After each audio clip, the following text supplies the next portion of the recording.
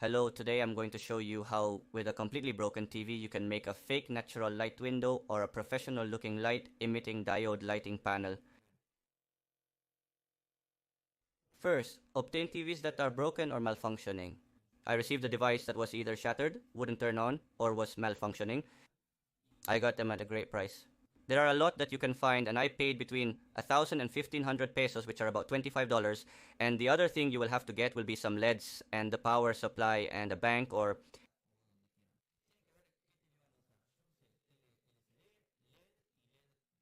of another type of LED. Now you will see what I am talking about. For example, this is a LED of the ultra thin ones. This is a fatter LED that was all broken.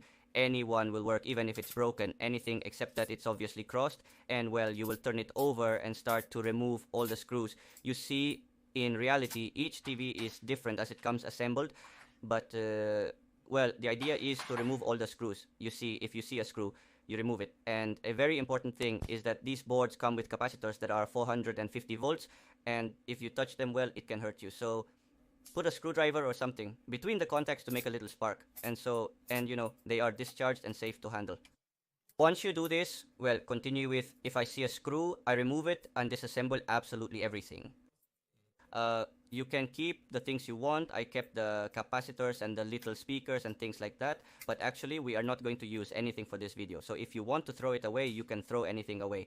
Then continue removing all the screws. You see that there are some that are very hidden. For example, this one had some very small ones on the side, and once you have removed the plastic frame that covers the liquid crystal display panel, you turn it over and remove the panel itself, which is the black part.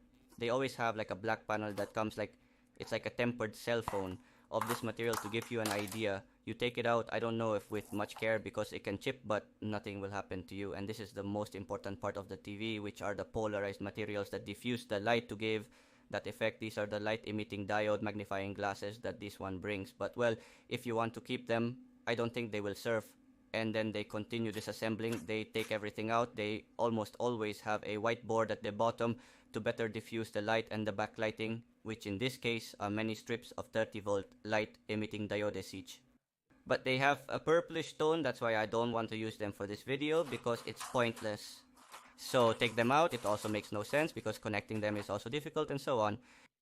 They're going to replace them with the ones we bought, which are 12 volts, and they're going to hook them up with these connectors, which are just that, connectors for light emitting diode strips. Or well, if you want, you can solder the pins. That's up to each one. You have to cut the light emitting diode strip where the scissor signal is. I mean, it's marked every so many centimeters to be able to cut them. That's where you cut and connect the light emitting diode strips by soldering. The more strips you add, the brighter the illumination will be. But well, that's already, I think, to each one's taste.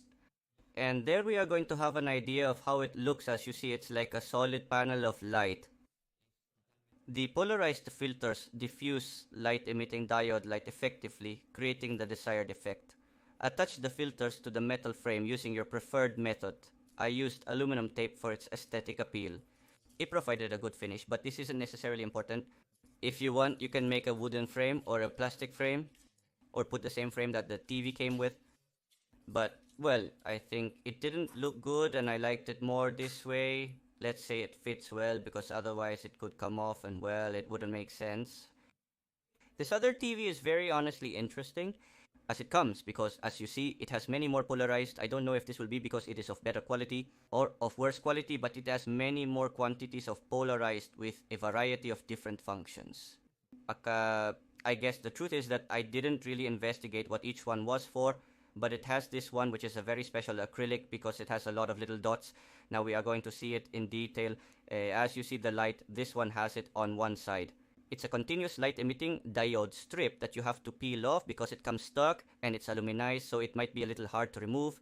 And as you can see, there are a lot of light emitting diode S in series that to power them it will be like 70 or 90 volts, and it also doesn't make sense to keep it because for a few dollars we can replace it for a much more manageable strip that doesn't heat up. It's perhaps newer technology, and once we stick it in the same place, we put the white background back on, we put the acrylic that now you're going to see, well, what it's for. This has a lot of white dots. It receives light from one side and illuminates them, like it illuminates all these dots that the acrylic brings. So it's like it diffuses the light, it takes it from one side and takes it out through a lot of microdots, spreading it over the entire surface of the acrylic. That would be the backlight of the TV.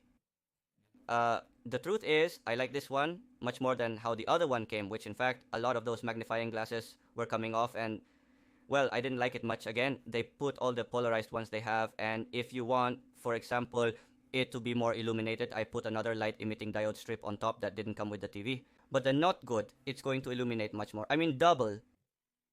And once you finish it, you stick it in the same way. This time I used the black tape, and you already have more or less your finished panel for the case of the liquid crystal display.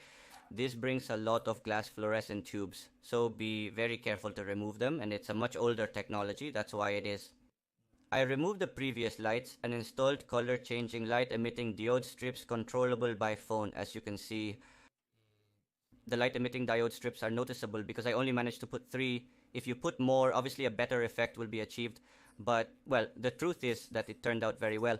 Then it's just choosing more or less or where you are going to put it. I wanted to put it on the stairs because I lacked, quite honestly, a lot of lighting. So that's it. You put it, screw it, however you want. If you want to give it a better finish, you give it. Mine had like a metallic finish, and I really liked it. And you would have your window or light emitting diode panel finished. This has a ton of uses. For example, this video that I'm putting together for my other channel is lit only with my panel that I made with the light emitting diode TV. And the truth is that it replaced the light I was using before, which was huge and always bothered me to transport. And once installed, you will have excellent lighting that looks like natural light on a cloudy day. And that looks very good in any environment. Look for the best place to put it. For example, this one turned out very well for me. And the fact that you can change the color is spending a little more money, but it's also a great point if you're going to put it in the living room like I did. And you also want it to have other colors. I'm going to talk about that in a video later on.